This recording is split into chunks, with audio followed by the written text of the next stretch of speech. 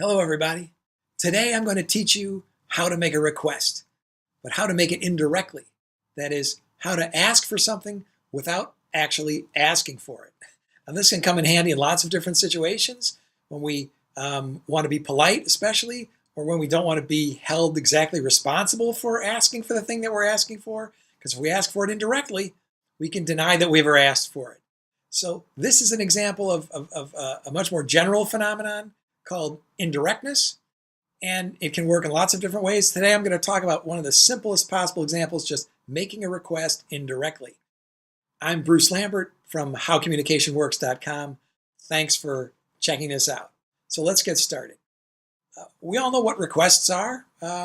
We want to ask people for something. A request is one type of action that we do with words, or what people in communication call speech acts, because these are actions we can do with language. And there are many kinds of speech acts. Requests are just one. Promises, commands, threats, advice, criticisms, warnings. All of these are different kinds of speech acts. And interestingly, they have kind of rules. They're unwritten rules. They're rules we all learn by just being members of the culture, but there are nevertheless rules for doing requests, rules for making promises.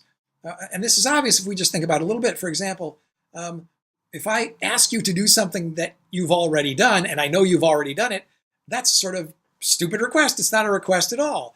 Or if I promise to do something that you don't want me to do, and I know you don't want me to do it, well, that's a threat. That's not a promise. So that shows us there are actually rules for doing promises, rules for making requests. And there's a guy named John Searle who wrote a book called Speech Acts, and he told us what the rules are. He sort of explained and identified what these implicit, unwritten rules are for making requests. And it turns out that knowing these rules is one of the keys to being able to make requests indirectly. That is, to be able to ask for something without actually asking for it, or to request something indirectly off the record. So that the request is understood, but if someone tries to call us on it, we can deny that we made the request because we did it indirectly. So I want to tell you what the rules are for making requests. And once you hear them, it's going to sound like common sense, because of course everyone knows how to make a request properly. It's one of the most common things we do in everyday social interaction. But let's think specifically about what the rules are. So first of all, we have to ask, if there's a speaker like me and a hearer or a listener like you, the speaker has to ask the listener to do some future act. So if the thing is already done, then it's not a request, it's just a nonsensical statement. So I have to be talking about some future act that you can do.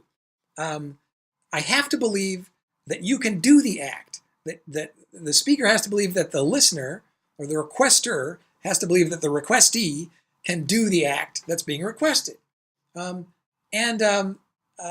So you have to be able to do it, and I have to believe that you can do it. So these are some of the rules for requesting. So it would be silly to ask you to do something which I don't think you can, which you're not able to do, or which I don't think that you're able to do.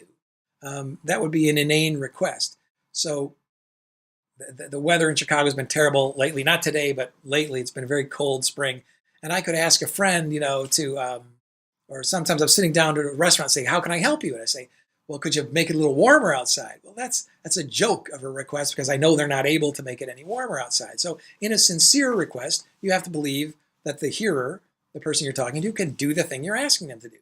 And in fact, they have to be able to do it to fulfill the request. I have to want the hearer to do the action that I'm requesting. So it doesn't make sense to request someone to do something that I don't want them to do. So again, some of these rules might seem inane, but in fact, if you violate them, you wouldn't be making a proper request. So these are the main rules. I have to talk about some future action that you're going to do. Most importantly, you have to be able to do it. I have to believe you're able to do it, and I have to want you to do it. So the key to making a request indirectly is to talk about these rules, or to ask about these rules. And when you ask about the rules, people will know why you're asking. They'll hear this as a request. This is what's called conventional indirectness. It's being indirect in the most obvious possible way by probing the truth of these conditions. These are called felicity conditions, or how you make a request happily or felicitously is by following these rules. So let's take the first one. I have to believe that you're able to do the act. So let's just take some simple things that you might ask someone to do. You might ask someone to pass the salt. You might ask someone to give you a ride to work.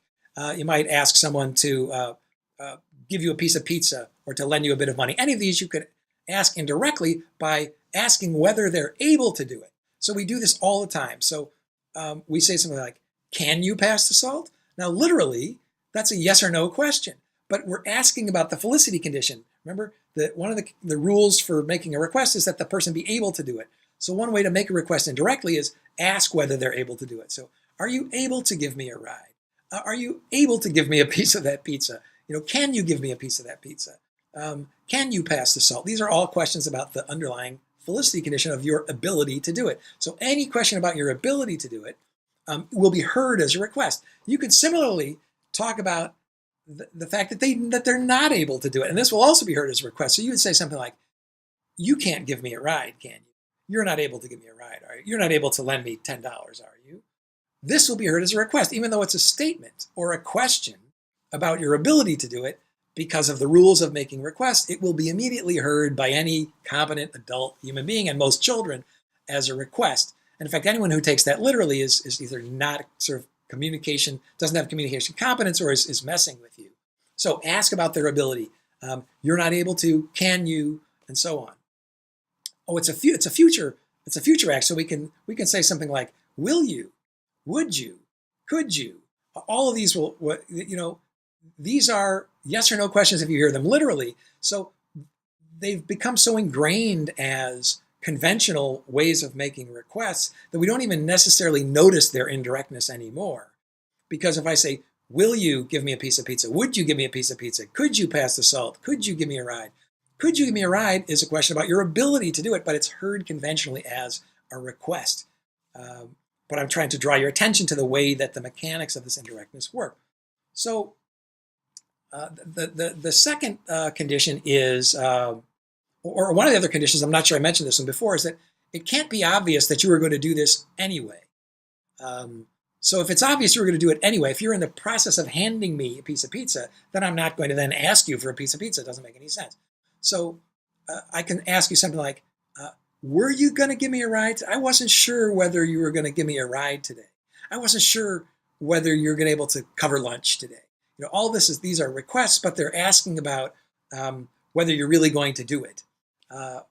The other condition is that you have to want to, that I have to want you to do the act. So it doesn't make any sense to ask someone to do something that you don't want them to do. So one of the rules for making requests is that you have to ask them to do something that you want them to do. So here the example would be, or the way to make the request indirectly is to talk about wanting it.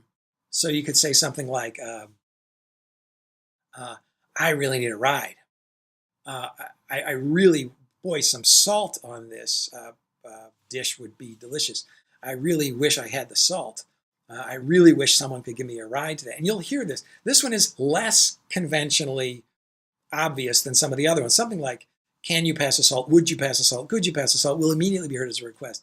But something like, boy, I could really use a ride today, which is talking about the rule that I have to want the thing that I'm requesting. If I just talk about wanting it, it will be heard as a request. It will conventionally be heard as a request. Now, this one is indirect enough that some people could be sort of slow enough or uncooperative enough not to hear this as a request. But if you just talk about wanting the thing that you're requesting, wanting the action there, boy, I could really use a ride. Oh, I really don't want to walk today. So you talk about the thing you don't want, and they can infer the thing you do want, and then they'll also hear that as a requester. Boy, I sure am hungry. I would love a piece of pizza. Or it would be great if I just had, some money for lunch today. Talking about wanting it, because it addresses one of the rules for requesting, will be heard indirectly as a request. So that's it. I want to make a short video for today. You can make indirect requests by talking about someone's ability to do the requested action, by talking about whether they were going to do the requested action already, and to talk about whether you want them to do the requested action.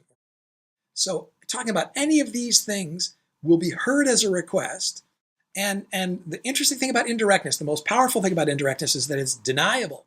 And so therefore it's both polite and you could avoid admitting that you're really requesting the thing that you're requesting.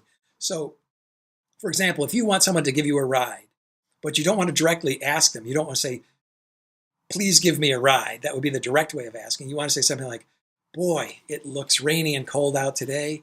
I really, really wish I had a ride, or I really wish I didn't have to walk today. And then they say to you, look, Bruce, I told you I can't keep giving you a ride to work. You have to get your own car, or something like that. You say, I wasn't asking you. I was just saying that it sure would be nice to have a ride. I was just saying I sure don't want to walk in the cold and rain. So you can deny the intent when you do an act indirectly, because you didn't do it on the record, obviously. You can deny that that was your intention. And sometimes the deniability is exactly what you want. Other times what you want out of indirectness is that indirectness respects face. So when we want to, making a request, we often want to do politely because people have the desire to be left alone. One of their face wants is the desire to be left alone. So to make a request indirectly, or to make a request politely, we do it indirectly. So we say something like, you couldn't give me a ride today, could you? Which is talking about their ability to do the action, but it will conventionally be heard as a request, but it will be heard as a polite request. So saying, you couldn't give me a ride, could you? Will be heard as more polite than, please give me a ride, which is a direct request. So that's it. The power of indirectness, or just a little glimpse at the power of indirectness and the way that you can use the rules for speech acts to do things indirectly. In the future, I'll talk probably about other kinds of speech acts, promises, warnings, advice, remindings, commands, stuff like that, and show how you can do the same tricks by looking about the rules for promising. You can make promises indirectly and so on and so forth. So I hope you enjoyed this quick lesson on asking something without asking it, using being a little sneaky with language by making requests indirectly.